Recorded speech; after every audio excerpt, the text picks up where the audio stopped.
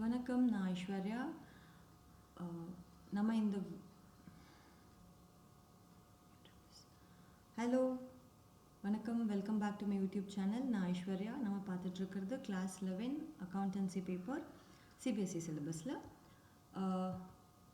இந்த வீடியோவில் நம்ம வந்து சாப்டர் 2 பார்ட் 2 பார்த்துட்ருக்கோம். இந்த டாபிக்ஸ் எல்லாம் தான் நம்ம வந்து கவர் பண்ண போகிறோம்.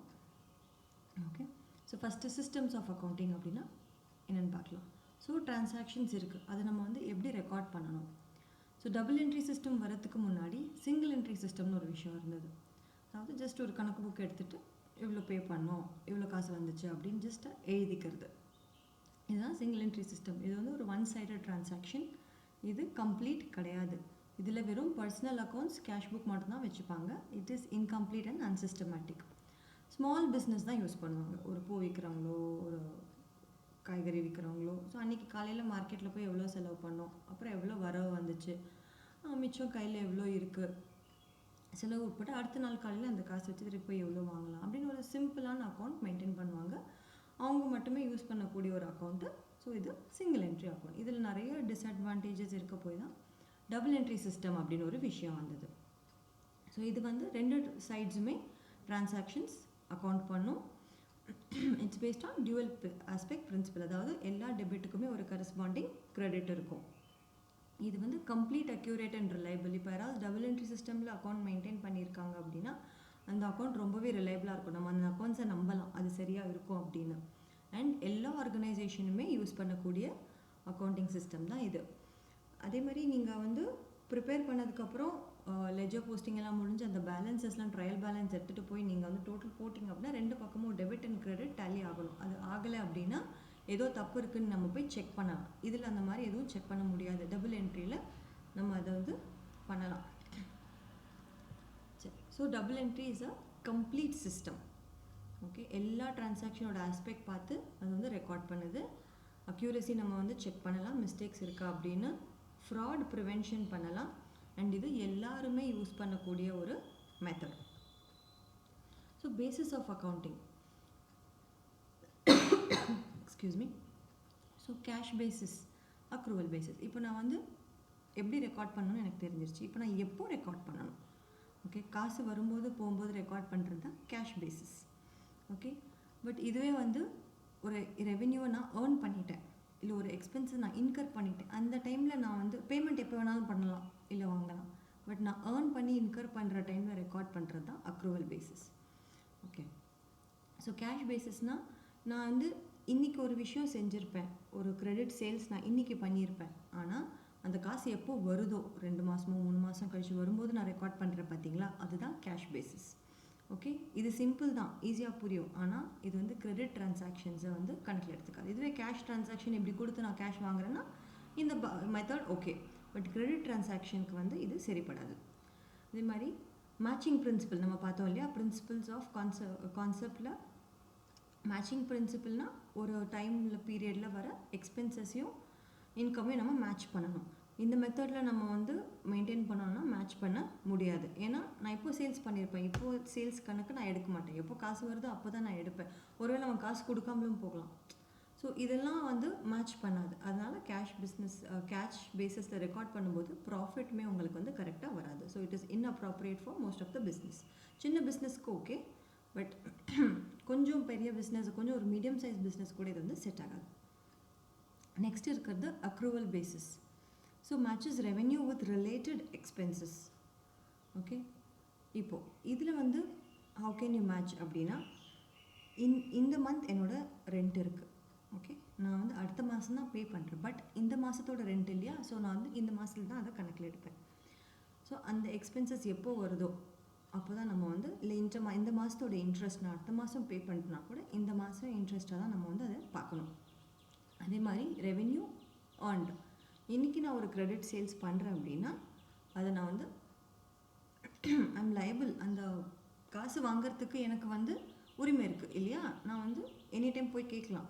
பட் அவங்க ஒரு மாதம் கழித்து கொடுக்கட்டும். பட் அந்த சேல்ஸை நான் இன்றைக்கி தான் ரெக்கார்ட் பண்ணுவேன். ஓகேங்களா. ஸோ இதை வச்சனால நம்ம வந்து மேட்சிங் கண்டிப்பாக பண்ண முடியும். இதில் வந்து கேஷ் ட்ரான்சாக்ஷன், கிரெடிட் ட்ரான்சாக்ஷன் ரெண்டுமே இருக்கும். ஓகே, அண்ட் ப்ராஃபிட் கால்குலேஷனும் பக்காவாக இருக்கும். எல்லா பிஸ்னஸுமே யூஸ் பண்ணக்கூடிய மெத்தட் தான் இது. அண்ட் முக்கியமாக மேட்சிங் பிரின்சிபலுக்கு இது பக்காவாக இருக்கும். ஓகே, ஸோ அந்த மந்தோட எக்ஸ்பென்சஸையும் இன்கமையும் மேட்ச் பண்ணிக்கலாம். ஸோ இதில் ஒரு எக்ஸாம்பிள் பார்ப்போம். ஆஃபீஸ் ரெண்ட் வந்து December 2014 எப்போ பே பண்ணுறாங்க? Jan 2015 பே பண்ணுறாங்க.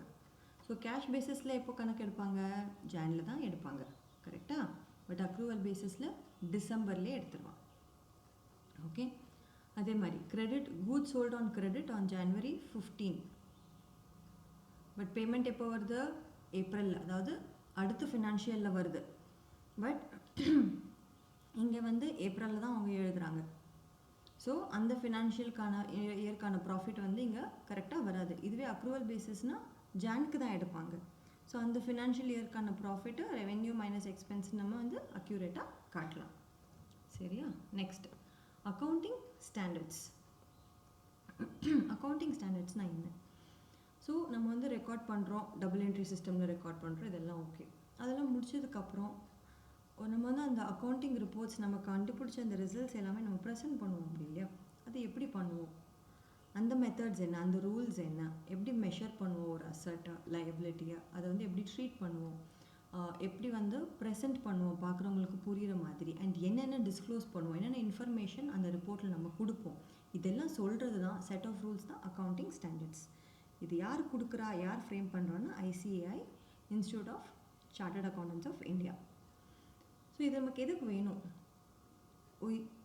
இது இருக்கிறதால எல்லா கம்பெனியும் ஒரே மாதிரி அவங்க அக்கௌண்டிங் ஸ்டேட்மெண்ட்ஸை ப்ரிப்பேர் பண்ணுவாங்க. ஸோ யூனிஃபார்மிட்டி இருக்கும் அண்ட் கம்பேர் பண்ணுறதுக்கும் ஈஸியாக இருக்கும். So it eliminates non comparability.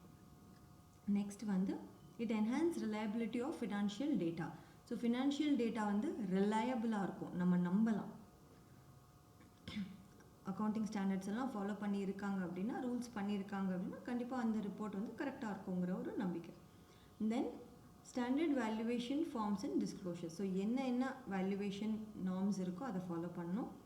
And எல்லா டிஸ்க்ளோஷர் எதெல்லாம் வந்து அவங்க ஸ்டேக் ஹோல்டர்ஸ்க்கு சொல்லணுமோ அதெல்லாம் சொல்லியிருக்கணும். இதனால தான் அக்கௌண்டிங் ஸ்டாண்டர்ட்ஸ் நமக்கு தேவை. ஸோ இதில் வேரியேஷன்ஸ் இருக்காது. எல்லா நெசசரி டிஸ்க்ளோஷர்னால் அவங்க சொல்லக்கூடிய விஷயங்கள். இப்போது ரிலேட்டட் பார்ட்டி ட்ரான்சாக்ஷன் இருந்தால் அதை அவங்க தனியாக மென்ஷன் பண்ணியிருக்கணும். செக்மெண்ட் ரிப்போர்ட்ஸ் இருந்தால் அவங்க சொல்லியிருக்கணும். என்ன மாதிரி டெப்ரிசியேஷன் மெத்தட்ஸ் யூஸ் பண்ணியிருக்காங்கன்னு அவங்க சொல்லியிருக்கணும். இதெல்லாம் வந்து அக்கௌண்டிங் ஸ்டாண்டர்டில் அவங்க மென்ஷன் பண்ணணும். So again it enables comparison. So யூனிஃபார்மாக ஒரு விஷயம் பண்ணும்போது கம்பேரிசன் ஈஸி. கம்பெனி டு கம்பெனியும் கம்பேர் பண்ணிக்கலாம். நம்ம ரிப்போர்ட்டையே வந்து போன வருஷம், அதுக்கு முன்னாடி வருஷம், இல்லை அடுத்த வருஷம் நம்ம ரிப்போர்ட்ஸோட கம்பேர் பண்ணிக்கிறது ஈஸி. லிமிட்டேஷன்ஸ், அதாவது இதில் என்னென்னா டிஸ்அட்வான்டேஜஸ் இருக்குன்னா, அண்ட் நிறைய மெத்தட்ஸ் மென்ஷன் பண்ணிடுவாங்க. எது சூஸ் பண்ணுறது அப்படிங்கிறது, அந்த ஆல்டர்னேட்டிவ் சூஸ் பண்ணுறது கொஞ்சம் கஷ்டம். தென் ரிஜிட்லி அப்ளைட், அவங்க என்ன சொல்லியிருக்காங்களோ அதை தான் வந்து ஃபாலோ பண்ணணும், நம்ம இஷ்டத்துக்கு மாற்றிக்க முடியாது. Next cannot override existing law. Accounting ஸ்டாண்டர்டில் இருக்கிற லா வந்து அவங்க சொல்கிற ரூல்ஸ் வந்து அந்த எக்ஸிஸ்டிங்காக ஒரு லா இருக்கும் இல்லையா, கம்பெனிஸ் ஆக்டோ வேறு ஏதாவது ஆக்ட், அதோடு வந்து மேட்ச் ஆகணும். அதுக்கு மீறி போய் புதுசாக எதுவும் சொல்லக்கூடாது. இப்போது எக்ஸாம்பிளுக்கு வந்து ஒரு கம்பெனி வந்து ஷேர் ஹோல்டர்ஸ்க்கு டிவிடெண்ட் ப்ராஃபிட்ஸ் அண்ட் ரிசர்வ்ஸில் தான் கொடுக்கணும் அப்படின்னு கம்பெனிஸ் ஆக்ட் சொல்லியிருக்கு. அது மீறி அக்கௌண்டிங் ஸ்டாண்டர்டில் வந்து டிவிடெண்ட்ஸ் கொடுக்கும்போது நம்ம ஒரு அசர்ட் சேல் பண்ணி அதுலேருந்து வர லாபத்துலேயும் டிவிடெண்ட்ஸ் கொடுக்கலாம் அப்படின்னு ஒரு புது ரூல்லாம் போட முடியாது. ஸோ என்ன இருக்கோ அதுக்குள்ளே தான் அவங்க வந்து ஃப்ரேம் பண்ணணும். Next taxes. ஸோ டேக்ஸ் அதாவது வரி அப்படின்னா என்ன? ஸோ ஒரு எக்கானமி இல்லை ஒரு கண்ட்ரி ரன் பண்ணணும் அப்படின்னா ஒரு கவர்மெண்ட்டு அதுக்கு காசு தேவை இல்லையா? அவங்க எங்கேருந்து எடுப்பாங்க காசு? இருக்கிற பப்ளிக்கிட்டேருந்து டேக்ஸ் அப்படின்னு ஒன்று கலெக்ட் பண்ணுவாங்க.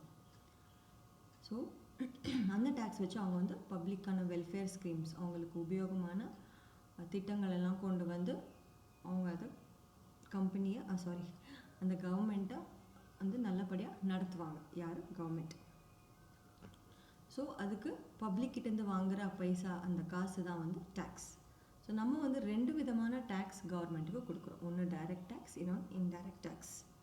ஸோ டைரக்ட் டேக்ஸில் வர்றது இன்கம் டேக்ஸ், இன்னொன்று வெல்த் டேக்ஸ்னு இருக்குது. ஸோ டைரக்ட் டேக்ஸாக என்னன்னா கவர்மெண்ட் டைரெக்டாக என்கிட்ட வந்து கேட்குது, ஐஸ்வர்யா நீ வந்து இவ்வளோ இன்கம் சம்பாதிக்கிற, இதில் எனக்கு டேக்ஸ் கொடு. ஸோ அவங்க என்கிட்ட கேட்குறாங்க, நான் கவர்மெண்ட்டுக்கு பே பண்ணுறேன். இதுதான் டைரக்ட், முடிஞ்சு போச்சு. ஆனால் இன்டைரக்டில் என்ன ஆகும் அப்படின்னா, நம்ம வாங்குகிறோம் இல்லையா பொருட்கள்,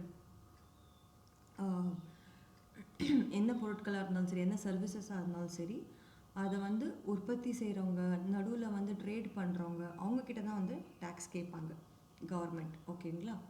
அவங்க என்ன பண்ணுவாங்க, கவர்மெண்ட்டுக்கு அந்த டேக்ஸை கட்டிட்டு அவங்க அந்த ப்ரிப்பேர் பண்ணுற பொருளில் அந்த டேக்ஸ் அமௌண்ட்டை ஆட் பண்ணி வச்சுருவாங்க. ஸோ கடைசியாக ஒரு கஸ்டமராக நான் போய் அந்த வந்து ஒரு கடைசி கன்சியூமராக நான் வாங்கும்போது என்னோடய பாக்கெட்லேருந்து தான் அந்த டேக்ஸ் அமௌண்ட் போகும். So incidents and levy is on two different people இந்த இன்டைரக்ட் டேக்ஸ். அதனால இது வந்து இன்டைரக்ட் டேக்ஸ் அப்படின்னு சொல்கிறோம். ரெண்டுமே கட்டுறது end of the day citizens தான். பட் எப்படி கட்டுறாங்க அப்படிங்கிறத இதுதான் டிஃப்ரெண்ட்டு. ஸோ முன்னாடி வந்து இந்த இன்டைரக்ட் டேக்ஸ் சென்டர் வந்து இந்த டேக்ஸஸ் எல்லாமே கலெக்ட் பண்ணிட்டு இருந்தது. ஸ்டேட் கவர்மெண்ட் வந்து இந்த டேக்ஸஸ்லாம் கலெக்ட் பண்ணிட்டு இருந்தது. ஸோ சர்வீஸ் டேக்ஸ், வேட் அப்படின்னு ரெண்டு விஷயம் செப்பரேட்டாக இருந்தது. சர்வீசஸ்க்கு ஒரு டேக்ஸ், கூட்ஸ்க்கு ஒரு டேக்ஸ்ன்னு இருந்தது. ஸோ வேட்டோட டேக்ஸஸ் வந்து ஸ்டேட் கவர்மெண்ட் எடுத்துக்கும், இதெல்லாம் வந்து சென்ட்ரல் கவர்மெண்ட் எடுத்துக்கும். ஸோ எக்ஸைஸ் டியூட்டி, ஏதாவது பொருள் மேனுஃபேக்சர் பண்ணுறோன்னா அதுக்கு மேலே எக்ஸைஸ் டியூட்டி கொடுக்கணும், அதுவுமே சென்ட்ரல் எடுத்துக்கும். சிஎஸ்டி, சென்ட்ரல் சேல்ஸ் டேக்ஸ், ஒரு ஸ்டேட்லேருந்து இன்னொரு ஸ்டேட்டுக்கு கூட்ஸ் மூவ் ஆகும்போது அந்த டேக்ஸு சிஎஸ்டி அதுவும் சென்டர் எடுத்துக்கும். இதெல்லாம் ஸ்டேட் எடுத்துக்கும். அதுக்கப்புறம் 2017 ஜிஎஸ்டின்னு ஒரு விஷயம் உள்ள வருது, கூட்ஸ் அண்ட் சர்வீஸ் டேக்ஸ். அது வந்து இந்த டேக்ஸ் எல்லாமே ரீப்ளேஸ் பண்ணிவிட்டு ஒன் நேஷன் ஒன் டேக்ஸ் அப்படின்னு கொண்டு வராங்க. ஸோ ஜிஎஸ்டினா என்ன? It is a destination based tax. எங்கே ஃபைனலாக ஒரு கூட வந்து ஒரு கூட்ஸையோ சர்வீஸையோ விற்கிறாங்களோ அங்கேருந்து போகிற டேக்ஸ் தான் ஜிஎஸ்டி. ஓகே, இது வந்து வேல்யூ அடிஷனில் மட்டும் ஒவ்வொரு ஸ்டேஜும் மூவ் ஆகும்போது என்ன வேல்யூ அடிஷன் இருக்கோ அதில் தான் வந்து டேக்ஸ் பண்ணுவாங்க. அண்ட் இந்த டேக்ஸு கடைசியாக ஃபைனலில் அந்த கன்சியூமர் அந்த ப்ராடக்ட் ஆர் சர்வீஸ் எவன் யூஸ் பண்ணுறானோ அவனுக்கு தான் போகும். ஓகே, இது வந்து ஒரு டெஸ்டினேஷன் பேஸ்ட் டேக்ஸ். ஸோ நீங்கள் ஒரு ரெஸ்டாரண்ட்டுக்கு போய் ஒரு பில் பார்க்குறீங்க, இல்லை ஒரு சூப்பர் மார்க்கெட் போய் ஒரு பில் வாங்குறீங்க அப்படின்னா அந்த பில் எடுத்து பாருங்கள், கீழே இருக்கு சிஎஸ்டின்னு இருக்கும், சிஜிஎஸ்டி எஸ்ஜிஎஸ்டின்னு ஒரு பைஃபர்கேஷன் கொடுத்து அமௌண்ட் கொடுத்துருப்பாங்க. ஸோ நம்ம அந்த இடத்துல வாங்கும்போது நம்ம அந்த டேக்ஸை பே பண்ணுவோம். அண்ட் ஆல் ஸ்டேஜஸ், ஒவ்வொரு ஸ்டேஜ்லேயுமே ஜிஎஸ்டி லேவி ஆகும். அண்ட் கடைசியில் வந்து கன்சியூமராக நம்ம அதை பே பண்ணணும். இன்புட் டேக்ஸ் கிரெடிட்னு ஒரு விஷயம் இருக்குது. இந்த input tax credit all stages எப்படி ஒர்க் ஆகுதுன்னு நான் உங்களுக்கு ஒரு எக்ஸாம்பிள் மூலமா எக்ஸ்பிளைன் பண்ணுறேன், அப்போ உங்களுக்கு நல்லா புரியும். அண்ட் டியூவல் அட்மினிஸ்ட்ரேஷன்னா சென்ட்ரல் ஸ்டேட். இப்போது இவ்வளோ நிறைய டேக்ஸ் இருந்தது, கொஞ்சம் டேக்ஸ் சென்ட்ரல் வச்சுக்கிட்டாங்க, கொஞ்சம் டேக்ஸஸ் ஸ்டேட் வச்சுக்கிட்டாங்க இல்லையா இங்கே.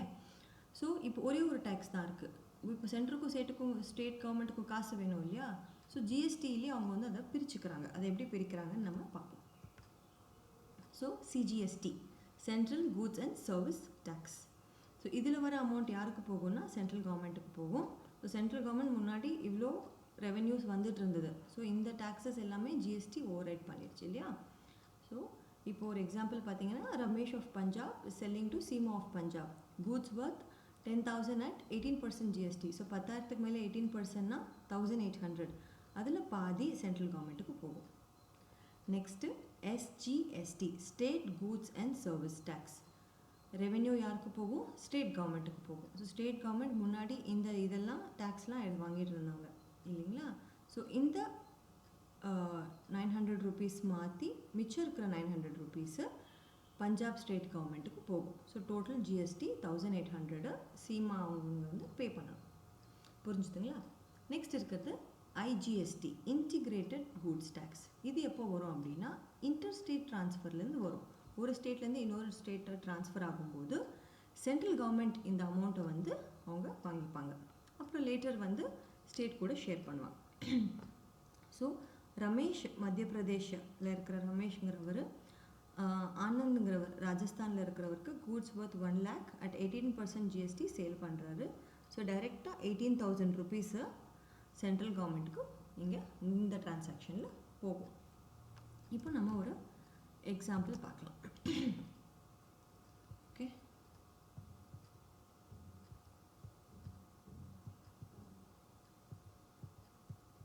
எஸ்,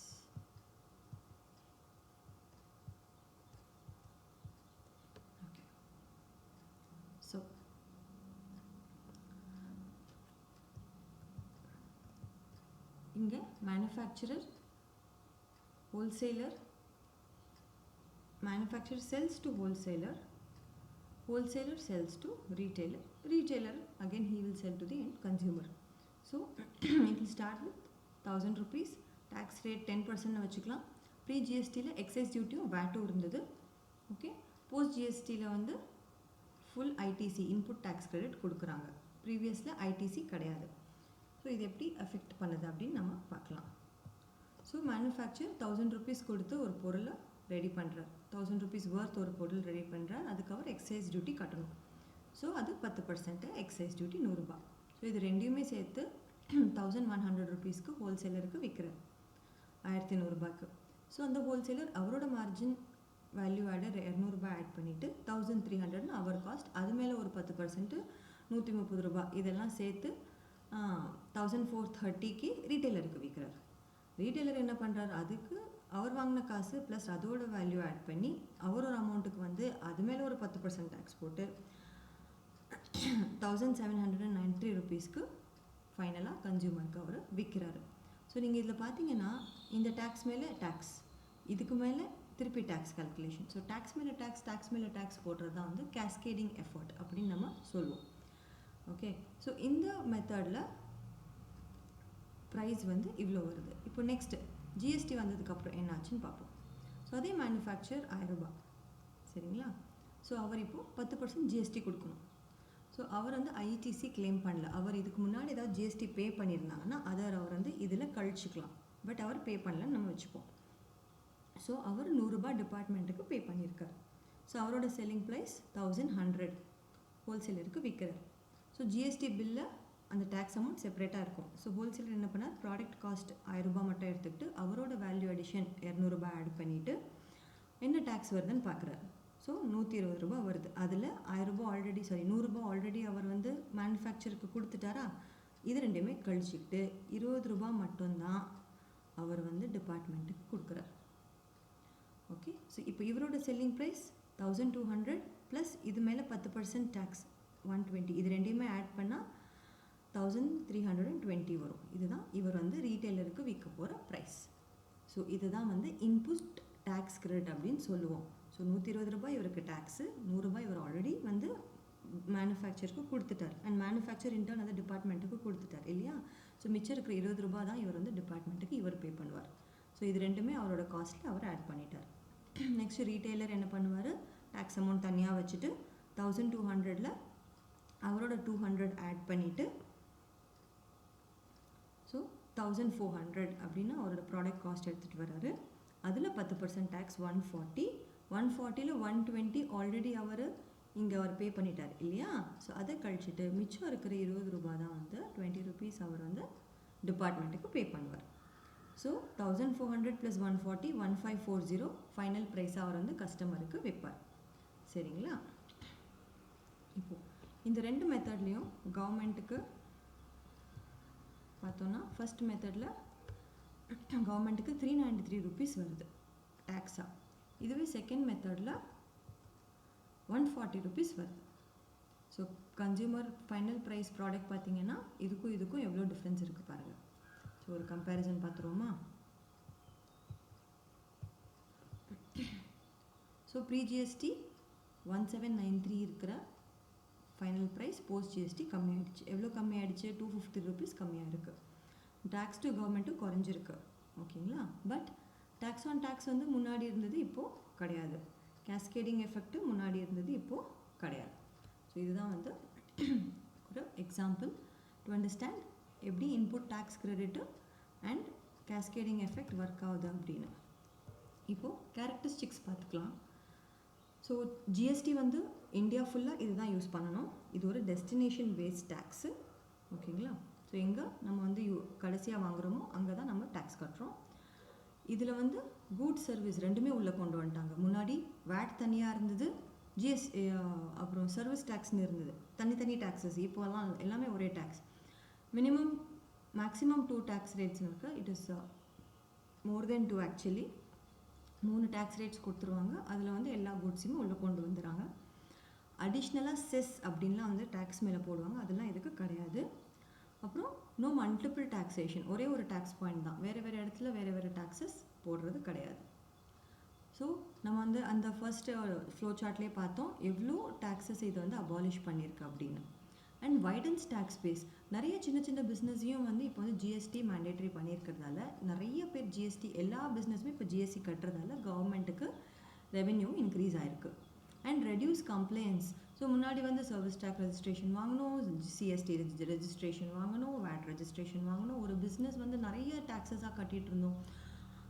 எல்லா டாக்குமெண்ட்ஸுமே வந்து அந்த ரெஜிஸ்ட்ரேஷன் வாங்கி கட்டுறதெல்லாம் நிறைய ப்ராசஸ் இருந்தது. இப்போ இது எல்லாமே குறைஞ்சிருச்சு. கவர்மெண்ட் பாயிண்ட் ஆஃப் வியூவும் அவங்களுக்கு அட்மினிஸ்ட்ரேட்டர் பண்ணுறதுக்கு இப்போ ஒரு ஜிஎஸ்டி டிபார்ட்மெண்ட் தான், அவங்களுக்குமே அது வந்து காஸ்ட்டு குறைஞ்சிருக்கு. ஸோ டேக்ஸ் ஆன் டேக்ஸ் ஜிஎஸ்டியில் கிடையாது. ஸோ மேனுஃபேக்சரிங் டிஸ்ட்ரிபியூஷன் எஃபிஷியன்சி வந்து இப்போயிட்டும் ஈஸியாக இருக்குது. ஏன்னா முன்னாடி மேனுஃபேக்சரிங்க்கு ஒரு காஸ்ட்டு ஒரு டேக்ஸ் இருக்கும், அண்ட் கூட்ஸ் வந்து ஸ்டேட் டு ஸ்டேட் மூவ் பண்ணும்போது ஒரு டேக்ஸ் இருக்கும். ஸோ அதெல்லாம் இல்லாமல் இப்போ எல்லாம் ஒரே டேக்ஸாக இருக்கிறதால it is more efficiency. Then it promotes economic growth, international competitiveness, increase exports and making goods competitive globally. So என்ன ஆயிருக்குன்னா நீங்கள் பார்த்தீங்கன்னா ஜிஎஸ்டி வந்ததுக்கப்புறம் இந்த ப்ரைஸ் எல்லாம் குறைஞ்சிருக்கு. ஸோ நம்ம இன்டர்நேஷ்னல் மார்க்கெட்ஸ்க்கு நம்மளோட கூட்ஸை எடுத்துகிட்டு போகும்போது நம்மளோட காஸ்ட் கம்மியாக இருக்கும் இல்லையா. ஸோ அது வந்து ஒரு பெரிய அட்வான்டேஜ் ஃபார் இந்தியா. ஒரு குயிக் ரிவிஷன் பார்த்துருவோமா. ஸோ ஃபஸ்ட் பார்த்தோம் double entry system, single entry system. Double entry ஒரு கம்ப்ளீட் மெத்தடு, நம்மளாம் ரெண்டு ஆஸ்பெக்டாக ரெக்கார்ட் பண்ணுவாங்க. சிங்கிள் என்ட்ரி இட்ஸ் இன்கம்ப்ளீட், குட்டி குட்டி பிஸ்னஸ்ஸு யூஸ் பண்ணிக்கலாம். அண்ட் கேஷ் பேசிஸில் ரெக்கார்ட் பண்ணும்போது ஒன்லி கேஷ் ட்ரான்சாக்ஷன்ஸ் தான் பண்ணுவோம், பட் அக்ரூவலில் பண்ணுறது பெஸ்ட் ப்ராக்டிஸ். அக்கௌண்டிங் ஸ்டாண்டர்ட் வந்து செட் ஆஃப் ரூல்ஸு, எதுக்கு அக்கௌண்ட்ஸ் எப்படி ப்ரிப்பேர் பண்ணணும், எப்படி ப்ரெசென்ட் பண்ணணும், எப்படி மெஷர் பண்ணணும், என்னென்ன டிஸ்க்ளோஸ் பண்ணணும், இதெல்லாம் வந்து சொல்கிறது தான் அக்கௌண்டிங் ஸ்டாண்டர்ட்ஸ். நெக்ஸ்ட் இருக்கிறது ஜிஎஸ்டி, சிஜிஎஸ்டி, எஸ்ஜிஎஸ்டின்னு என்னென்னு பார்த்தோம். சென்ட்ரோட ஸ்டேட்டு கவர்மெண்ட்டு ஜிஎஸ்டி அமௌண்ட்டை கலெக்ட் பண்ணுறாங்க, எப்படி அவங்க வந்து ஸ்ப்ளிட் பண்ணிக்கிறாங்க. அதே மாதிரி இன்டர் ஸ்டேட் ட்ரான்சாக்ஷன் இருக்கும்போது ஐஜிஎஸ்டி டைரெக்டாக சென்ட்ரல் கவர்மெண்ட் போகுது, அதுக்கப்புறம் அவங்க வந்து மற்ற ஸ்டேட்டுக்கு கொடுக்குறாங்க. ஸோ இதோட இந்த வீடியோ முடியுது. இதே வீடியோ இங்கிலீஷ் எக்ஸ்ப்ளனேஷன்லேயும் இருக்குது. ஏதாவது டவுட் இருந்தால் கமெண்ட் செக்ஷனில் மென்ஷன் பண்ணுங்கள். உங்களுக்கு பிடிச்சிருந்தா சேனலை ஃபாலோ பண்ணுங்கள், சப்ஸ்கிரைப் பண்ணுங்கள், உங்கள் ஃப்ரெண்ட்ஸோடு ஷேர் பண்ணுங்கள். நெக்ஸ்ட் சாப்டர் அடுத்த வீடியோவில் பார்க்கலாம். தேங்க்யூ, பாய்.